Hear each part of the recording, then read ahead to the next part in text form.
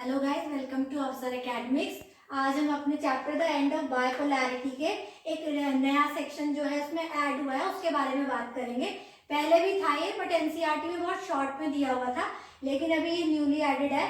इसमें क्या है, आपको मिडिल ईस्ट क्राइसिस में पढ़ना है, अफगानिस्तान वॉर के बारे में। तो अफगानिस्तान वॉर जो है इस पूरे एरिया के लिए बहुत इंपॉर्टेंट रही है। कैसे रही है, कितनी वॉर्स हुई है, टोटल 3 वॉर हुई है, वो हम इस पूरे में पढ़ेंगे। ठीक है, तो सबसे पहले अफगानिस्तान का पूरा नाम क्या है? इस्लामिक रिपब्लिक ऑफ अफगानिस्तान, ये इसका पूरा नाम है। ठीक है, ये एक लैंडलॉक कंट्री है। लैंडलॉक कंट्री है मतलब चारों तरफ से जमीन है, इसमें कोई भी सी शोर नहीं है। ये एक लैंडलॉक कंट्री है, जैसे कि नेपाल है। ठीक है, ये शुरू से बहुत एक इम्पॉर्टेंट रही है कंट्री।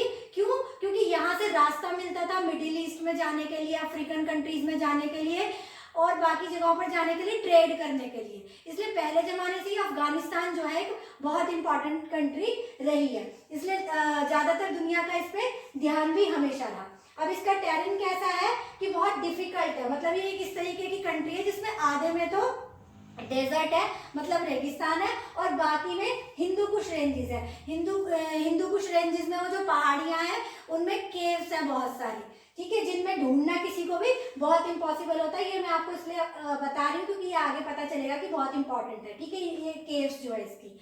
इसके अलावा जो इसकी एथनिक कंपोजिशन है वो आपने देख लिया कि इस्लामिक कंट्री है, उसमें भी तजाकीस और उज्बेक्स ये इसमें मेनली रहते हैं। अब इसकी शुरुआत किसने करी थी कंट्री में? तो अहमद शाह अब्दाली जो है, जिसने इंडिया पर भी आक्रमण किया था, उसने जो है 18th सेंचुरी में इस कंट्री को अच्छे से आगे चलाया था। अब ये कंट्री जो है शुरू से एक बफर स्टेट का काम किया है between British India and Soviet union. ठीक है, ब्रिटिश इंडिया और सोवियत यूनियन के बीच में बफर स्टेट का क्या मतलब होता है? बफर स्टेट का मतलब होता है दो देशों के बीच में जब एक छोटा सा देश अटक जाता है, जिससे कि वो डायरेक्ट आमने सामने नहीं आते, जैसे कि आजकल नेपाल है ना चाइना और इंडिया के बीच में, तो वो एक बफर स्टेट है।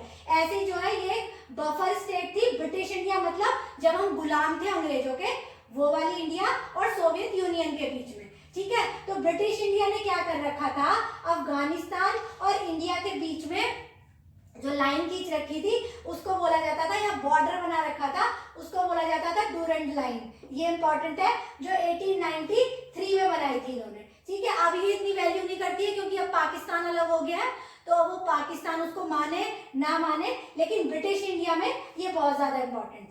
इसके अलावा अब हम मेन बात पे आते हैं। ये तो आपको बताया कि अफगानिस्तान क्या था, क्यों इंपॉर्टेंट था, ब्रिटिश इंडिया से हमारे कैसे रिलेशन रहे, ये सब हमने बात कर ली। अब जो 3 मेजर वॉर्स के बारे में हमें पढ़ना है वो देखते हैं। तो आपसे पहले भी इस बारे में डिस्कशन हो चुका है कि सोवियत इन्वेजन जो हुआ था वो 1979 में यहाँ पर हुआ था। तो क्यों हुआ था? क्योंकि जो अफगान रूलर था 1978 में उस पर कूप हो गया था। कूप का मतलब है तख्ता पलट हो गया था। तख्ता पलट हो गया था जिसकी वजह से वहां पर people democratic party of Afghanistan जो है उसका रूल आ गया था।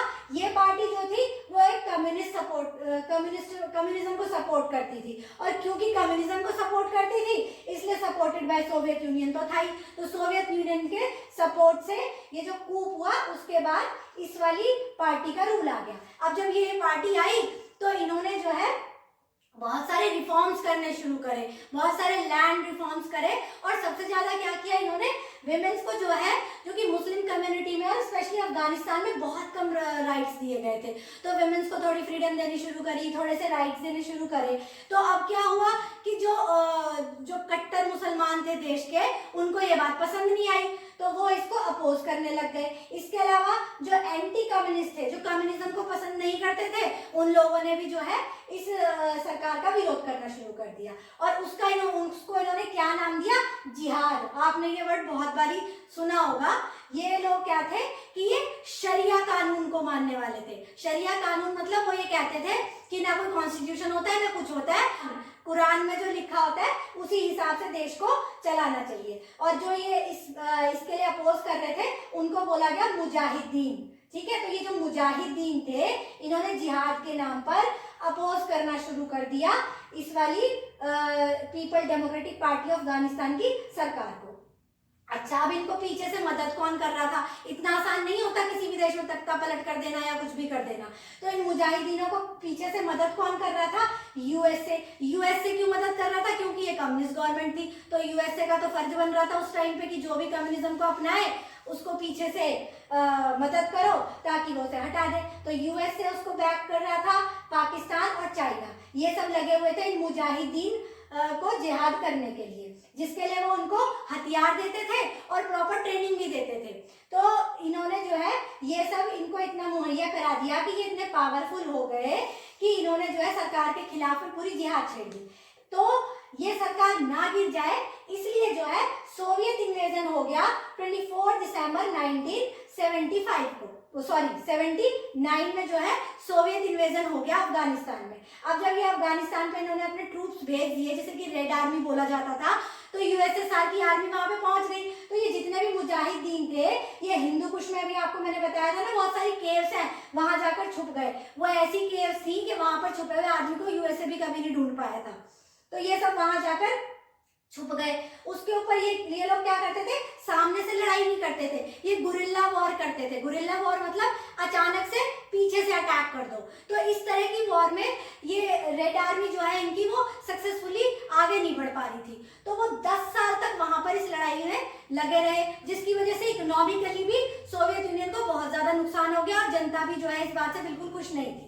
तो उसके बाद जो है सोवियत यूनियन के जनरल सेक्रेटरी बन गए गोर्बाचोव। गोर्बाचोव ने सोचा कि अब जो है हमें नए नए रिफॉर्म्स करने हैं, क्योंकि देश में जो खराब हालत चली आ रही थी उसमें रिफॉर्म्स करने के लिए उन्होंने सोचा कि अब हमें इस वॉर को रोकना होगा। तो 1989 में उन्होंने अपने ट्रूप्स को वापस बुला लिया। जब वापस बुला लिया तो वहां पर जो है जो ये वॉर थी वो रुक गई और वहां पर एक नई सरकार बन गई जिसमें मोहम्मद नजीबुल्लाह वो वहां के बन गए प्राइम मिनिस्टर या जो भी है वो वहां के बन गए थे, वो जो कि फिर से सोवियत बैक था, मतलब वो फिर से उसमें पीछे से हाथ जो है वो सोवियत यूनियन था। ठीक है, तो ये हो गई इनकी पहली वॉर। अब आती है सेकेंड वॉर कब हुई? सेकेंड वॉर हुई इनमें सिविल वॉर हो गई, मतलब ये अंदर ही अंदर आपस में लड़ने लग गए। तो सिविल वॉर हुई वो हुई 1989 टू 1986। तो यूएसएसआर डिसइंटीग्रेट हो गया 91 में। जब यूएसएसआर डिसइंटीग्रेट हो गया तो फिर तो वहां पर और भी प्रॉब्लम बढ़ गई, क्योंकि वहां की जो गवर्नमेंट थी वो सोवियत बैक थी। तो अफगान गवर्नमेंट कोलैप्स्ड हो गई, मतलब वहां पे जो सरकार थी जो कि सोवियत यूनियन जिसको हेल्प कर रहा था, जब सोवियत यूनियन ही टूट गया तो वो सरकार फिर से गिर गई। अब न्यू प्रेसिडेंट बन गए बदरुद्दीन रुबानी। अब ये नए प्रेसिडेंट बन गए और वहां पर आ गया तालिबान रूल। ठीक है, अब तालिबान का रूल हो गया। तालिबान क्या होते हैं? जो कट्टर एकदम कट्टर मुसलमान होते हैं, जो बिल्कुल किसी भी तरीके की रियायत जनता को नहीं देना चाहते हैं, शरिया के आधार पर अपने देश को चलाते हैं। तो इन्होंने जितने भी रिफॉर्म्स है सब कैंसिल कर दिए। विमेंस को जितने भी राइट्स दिए गए थे वो सब जो है उनसे छीन लिए। कंधार को अपना बेस बना लिया इन्होंने और इनका हेड था मुल्ला मोहम्मद उमर, ठीक है, जो सपोर्टेड बाय पाकिस्तान था। तो पाकिस्तान उसको पीछे से सपोर्ट कर रहा था क्योंकि वो भी एक मॉडर्न कंट्री थी और उसको तो सब पसंद लगता ही है कि साथ वाले देशों में सिविल वॉर चल रही है, चलो जी तालिबान का रूल आ गया, तो ये उसको सपोर्ट करने में लगे हुए थे। तो तालिबान रूल जब वहां पर आ गया तो मैंने आपको भी बताया ह्यूमन राइट्स वायलेशन बहुत ज्यादा होने लगा।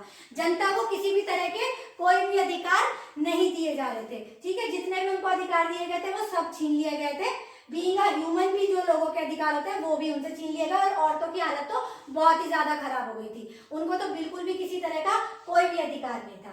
जब ये सब तालिबान रूल हो गया तो इसमें क्या बन गए, फिर बहुत सारे टेररिस्ट ग्रुप बन गए, जिसमें कि सबसे इंपॉर्टेंट है अलकायदा। अलकायदा आपने सबने नाम सुना होगा, जिसका हेड था ओसामा बिन लादेन। ठीक है, वो एक बहुत बड़ा टेररिस्ट था, तो उसने बना लिया अलकायदा। उसके बाद इन्होंने क्या करा, क्योंकि ये लोग यूएसए से बहुत ज्यादा चिढ़ते थे, ठीक है, तो इन्होंने क्या करा, फिर इन्होंने 2 अटैक प्लान कर लिए, जिसमें कि इन्होंने क्या कर दिया, बॉम्ब गिरा दिया यूएस एम्बेसी जो होती है अफ्रीका में, उस पर बॉम्ब गिरा दिया। और उसके बाद तो इन्होंने फिर 9/11 में 2001 में जो है अमेरिका पर सीधा अटैक कर दिया। उनकी ट्विन टावर जो थी उन पर अटैक कर दिया और पेंटागन पर अटैक कर दिया, जिसकी वजह से डायरेक्ट जो है तालिबान और यूएसए आमने सामने आ गए थे। अब जो है ये तो अमेरिका के लिए वाकई एक बहुत बड़ी बेइज्जती की भी बात थी और उनका बहुत ज्यादा नुकसान भी हुआ था, उनके बहुत सारे सिटीजन भी मारे गए थे।